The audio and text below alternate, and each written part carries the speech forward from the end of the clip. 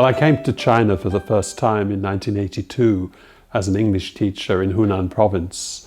And my first Chinese lesson was 3 weeks before I left the UK for China.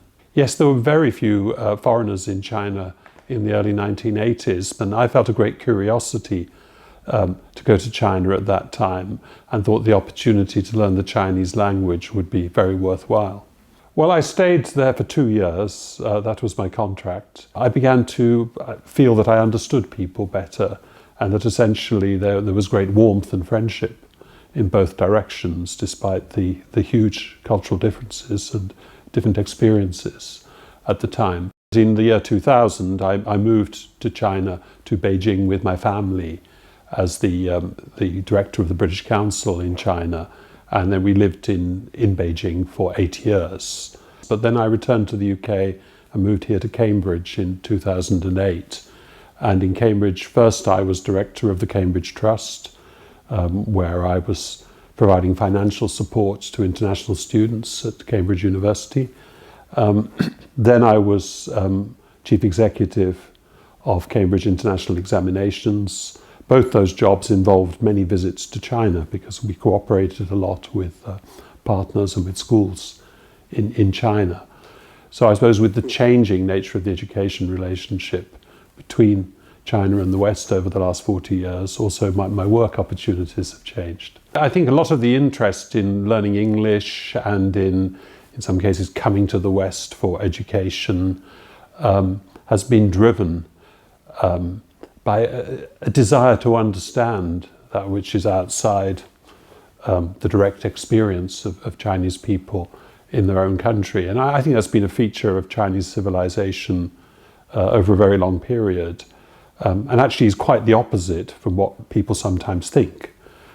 People sometimes think China is a relatively closed society looking in on itself, and they will quote examples from Chinese history to try and prove this point. But I think that's just looking selectively for evidence to prove a point of view which I actually don't agree with. My own experience of China and my reading of much of Chinese history is there's always been, as there is now, a huge curiosity to learn from outside and to study the rest of the world and evaluate it with care. I think there are differences between Chinese education and British education, obviously. I think in China generally there is a huge effort to succeed in education. So families almost always give great importance to their children's educational success. I think in China there are good sides to this, and there are also challenges. So children in China sometimes feel, I think, too pressured to gain grades and exams. But on the other hand, this huge support that families give to their children's education does set a good example and does allow people to succeed and improve their lives.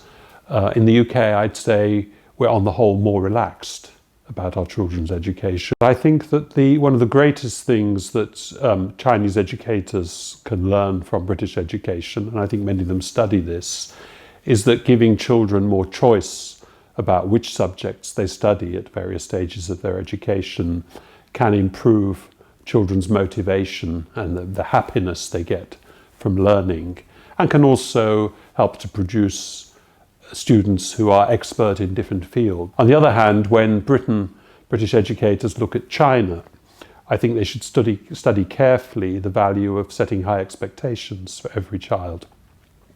High expectations aren't always met, but if expectations are high, I do think it leads often to greater achievement, greater effort, and greater self-confidence, greater ambition. Education systems are different in every country. And I don't think any country's education system is suitable to be transplanted into another country, because education reflects the culture in which it is located. So I think we should never recommend looking at other education systems as models to adopt. However, I think studying other education systems and evaluating them carefully helps us to understand our own education system better and to spot opportunities, to spot weaknesses, and deal with them. I'm not convinced there's a great deficit of creativity in China. I think this is probably an out-of-date perception. I think if you look around China and look at the energy and success of many Chinese companies and also some non-commercial activity, you would see a lot of creativity.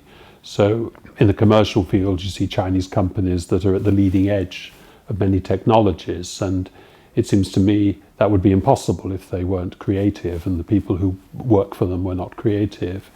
If you look at Chinese film over the last 40 years or the visual arts in China, you see evidence of great creativity.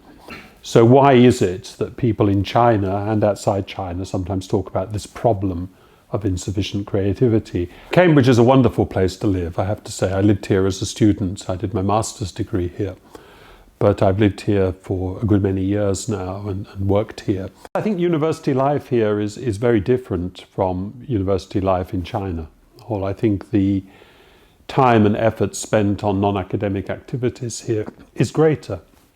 However, a university like Cambridge is a very competitive, high-pressured academic university. And the advice I always give to new students from China or anywhere is that you will have to study very hard, but you'll miss an opportunity if you don't join in other activities. I think if Chinese educators take care to study and evaluate British education, they will also learn that some things are possible that they hadn't considered before. So, I recommend mutual study, not in order to imitate, but in order to become aware of opportunities.